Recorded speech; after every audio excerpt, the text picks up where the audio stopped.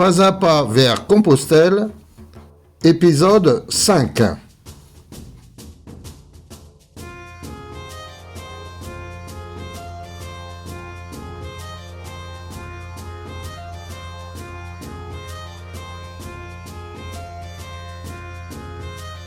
Étape 16, Boissezon-Castres, 18,1 km, dénivelé positif 314 mètres, négatif 439 mètres. Il pleut toujours. Prêt pour le départ ? Oui, super, au top. Je fais pas la tête. Je suis juste un peu humide. Toute la pluie tombe sur moi. La la la la la la la la. Aujourd'hui, c'est 50 nuances de gris.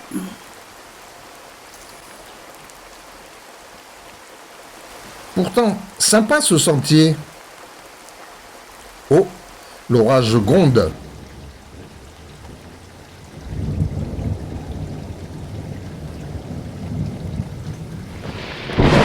Passage difficile et plouf.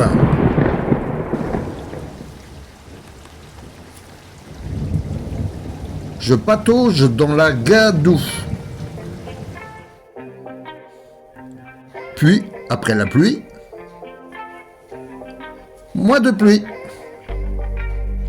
Waouh, tous ces panneaux, quel chemin prendre? Tahiti, pour le soleil, nous allons en rêver. Avec mon camouflage couleur gadoue, j'arrive à Castres. L'Agou, la rivière qui traverse Castres. Je retrouve Daniel à l'hôtel de ville. Nous sommes tous les deux un peu fatigués aujourd'hui. Nous visitons rapidement le musée Goya.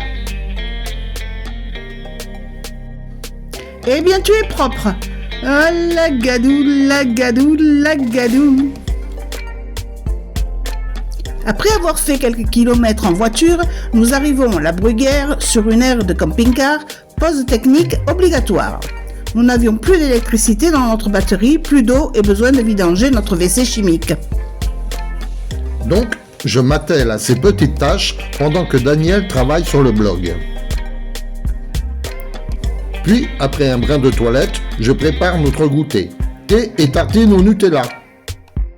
Vu le temps qu'il fait, il n'y a pas beaucoup de photos pour cette étape. Nous en sommes vraiment désolés. Fatigués, nous nous couchons tôt et faisons de beaux rêves. À demain. Étape 17, la Bruguière Revel, 31,9 km, dénivelé positif 360 mètres, négatif 337 mètres. Bien reposés par une bonne nuit, nous sommes prêts à repartir, direction Revel. Encore une pluie fine ce matin. Eux, ils sont heureux. Sorti du tracé normal du chemin hier afin de rejoindre notre bivouac, il me faut maintenant rejoindre celui-ci. Je prends la direction de Sainte-Afrique-les-Montagnes, puis de l'abbaye de Saint-Benoît d'Ancalca. Alors ce sera une intermittence de sentiers et de routes, bien plus praticable par ce temps pourri. Là, je marche 6 km le long de cette route très fréquentée. Il pleut, un calvaire, je dirais même dangereux. Mais qu'est-ce que je fais là? Enfin, je retrouve mes petits chemins préférés. Le chemin me mène même à travers un champ d'orge. Quelle journée incroyable!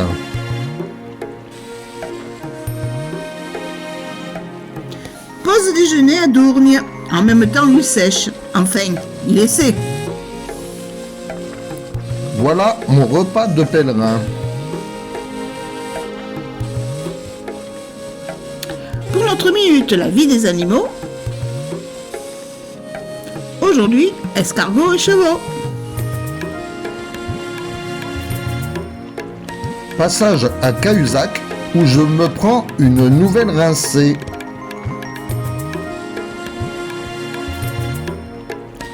Forez, magnifique petit village situé dans la montagne noire.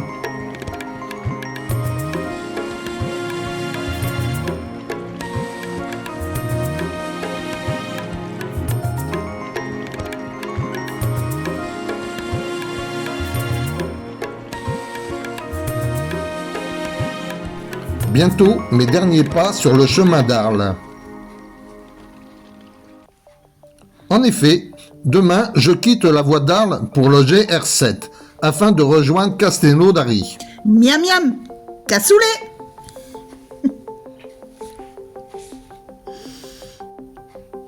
Arrivé à Revel, où je fais tamponner ma crédentiale. Ouf, quelle étape! Un peu boueux le camping, mais comment faire autrement? Ce soir, douche bien chaude, repas et dodo. Le plus beau des chemins est celui que l'on prend pour aller vers soi-même. À demain. Étape 18, Revel-Castelnaudary. 34,4 km, dénivelé positif 567 mètres, négatif 636 mètres.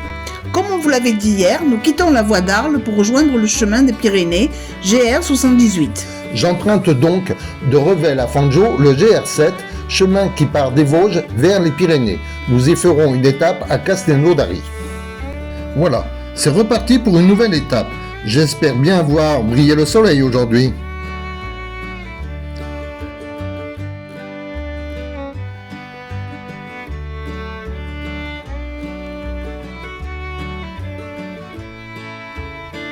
J'emprunte donc ce petit pont et prends la direction du magnifique lac de Saint-Ferréol.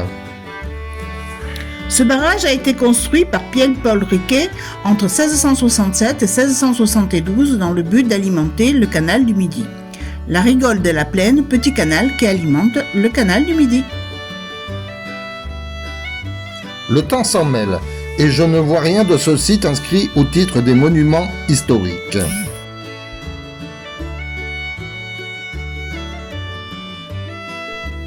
Aujourd'hui, ce sera des canards pour la minute des animaux. J'en prends un pour Noël? Un canard? Non, un sapin. Après une sérieuse grimpette sur cette variante du GR7, je passe près du domaine Père Basal, gîte de 90 couchages. Le brouillard persiste. Pendant qu'il marche, je suis allé faire un petit tour à Castelnaudary. C'est ici que le canal du Midi a été inauguré le 19 mai 1681, ouvrant officiellement cette voie d'eau à la navigation. Initialement, le canal du Midi ne devait pas passer par Castelnaudary. La ville, accompagnée par le diocèse de Toulouse, financera à hauteur de 30 000 livres le changement du tracé et permettra à Castelnaudary de devenir le port le plus important sur l'ensemble du canal. Autour du bassin se trouvaient magasins de séchage de bois, cordeliers, bateliers, rabouts pour les réparations des barques, charpentiers, mais aussi des abreuvoirs. Les différents corps de métier en lien avec l'activité batelière s'y installèrent, entraînant un essor économique important pour la cité.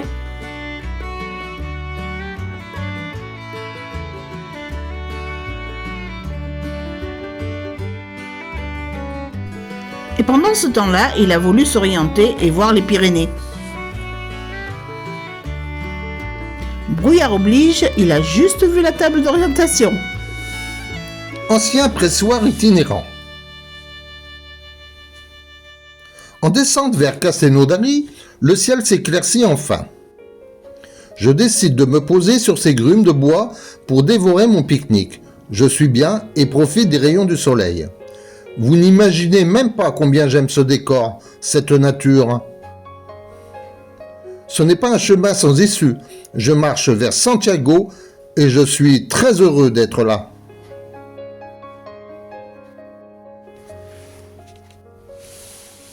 L'abbaye cathédrale de Saint-Papoul. Vous voyez le ciel? Waouh, même le soleil est content.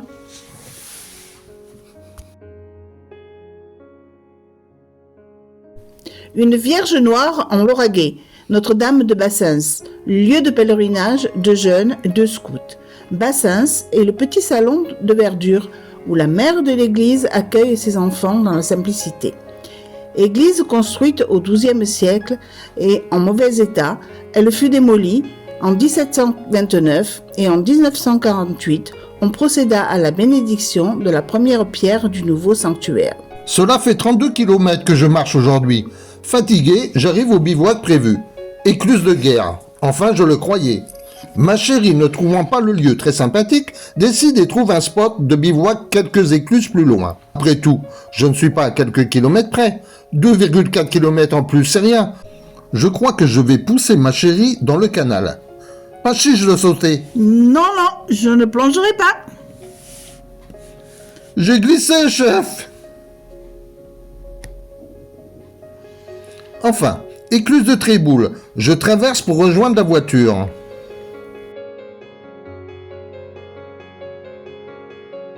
Spot très sympa.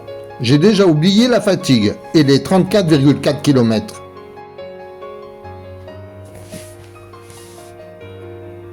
Ce soir, ce sera cassoulet en regardant les bateaux passer. À demain. Étape 19, écluse de Tréboul, Fondjo. 19 km, dénivelé positif 371 mètres, négatif 173 mètres. Aujourd'hui, petite étape de 19 km. Je marche le long du canal du Midi à contresens de Santiago, donc vers l'est pendant quelques kilomètres. Pour info, notre marcheur a fait jusqu'à ce jour 451 km et il est toujours en forme. Photo rituelle du départ. Le canal du Midi est un canal à biais de partage avec un versant situé du côté atlantique d'une longueur de 57 km et de l'autre côté Méditerranée d'une longueur de 189 km. Le biais de partage du seuil de Nourouz constitue la section la plus élevée. Le mouillage, profondeur du canal, est de 2 mètres en moyenne, avec un minimum de 1,8 mètre. Le début de son exploitation rencontre un grave problème par manque d'eau. En 1660, Riquet trouve la solution du principal problème, l'arrivée d'eau au point de partage pour alimenter les deux versants du canal. Son idée consiste à récupérer l'eau qui coule de la montagne Noire. Il s'inspire de l'ingénieur français Adam de Craponne qui a mis en œuvre le même système d'alimentation pour le canal de Craponne. Adam de Craponne est né à Salon de Provence en 1526. Longtemps utilisé pour le transport des marchandises jusqu'à l'arrivée du chemin de fer, le canal du Midi est aujourd'hui reconverti au tourisme fluvial. Le canal est maintenant entretenu et géré par les voies navigables de France. Depuis 1996, il est inscrit sur la liste du patrimoine de l'UNESCO. Merci à Pierre-Yves, ce pêcheur amoureux de sa région et de ce canal, de m'avoir permis de regarder et de comprendre un peu mieux cette histoire passionnante du canal du Midi.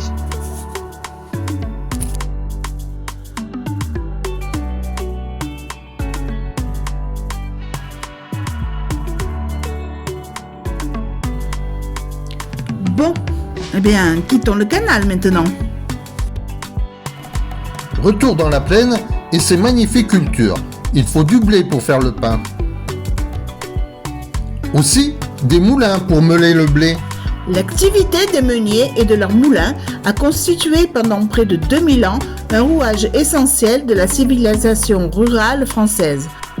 Le Lauragais, pays balayé par le vent d'Autan et le Cer, apparaît très vite comme un pôle d'expansion de la meunerie. À Villa-Savary, au début du XIXe siècle, on comptait encore 12 édifices sur le territoire communal. Maison des randonneurs à Villa-Savary. J'emprunte le sentier des orchidées. Fondjo est un petit village perché, alors une dernière petite grimpette. Allez, dernier effort, une petite bière t'attend à l'arrivée. Me voilà sur le chemin du Piémont pyrénéen. Fondjo, lieu de notre bivouac.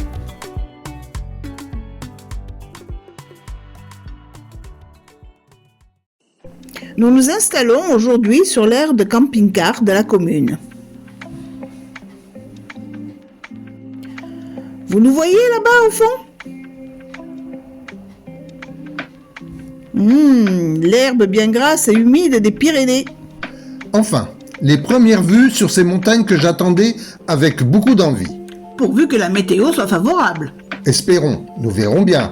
À demain. Étape 20, Fanjou-Mirepoix, 28,3 km, dénivelé positif 634 mètres, négatif 681 mètres. Me voilà maintenant sur le GR78.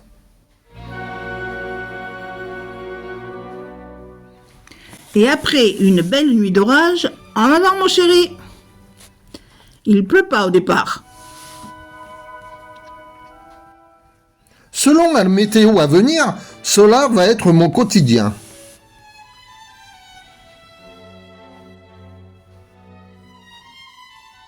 Santiago, ça se mérite. Ce n'est pas une rando pour les touristes. Avis aux amateurs. Enfin, profitons de ces merveilleux paysages du Piémont pyrénéen.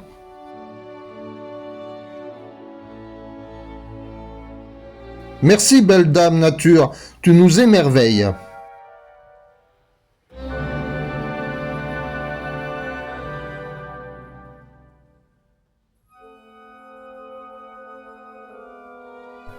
Le long du chemin, une petite exposition photo sur quelques kilomètres. Original comme idée.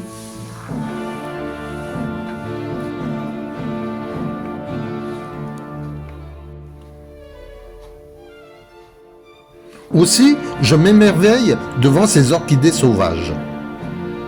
L'importance de ce chemin n'est pas simplement d'avancer, mais de le voir, de l'écouter, de le sentir et de le comprendre. L'élevage, l'agriculture, la faune, la flore. Bravo à ces paysans et forestiers qui entretiennent, façonnent notre beau pays, souvent dans des conditions bien difficiles. Pouvez-vous me dire quelle est cette culture ?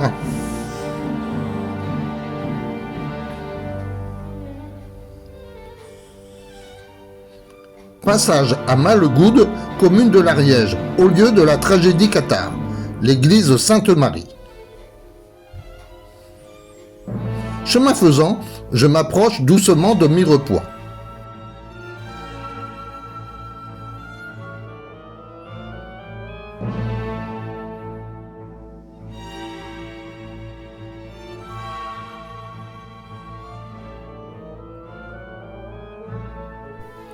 Et pendant que le marcheur marche, je roule. Donc me voici arrivé bien avant lui à Mirepoix, et je pars à la découverte de cette charmante petite ville. Le centre-ville est vraiment magnifique avec ses maisons à colombages. Jour de marché sur la place.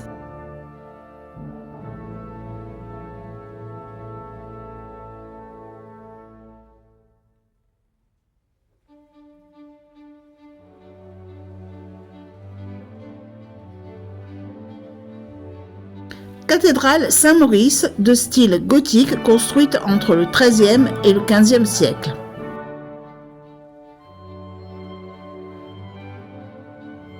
Magnifique cathédrale. Nous y sommes retournés tous les deux afin de faire tamponner sa crédentiale.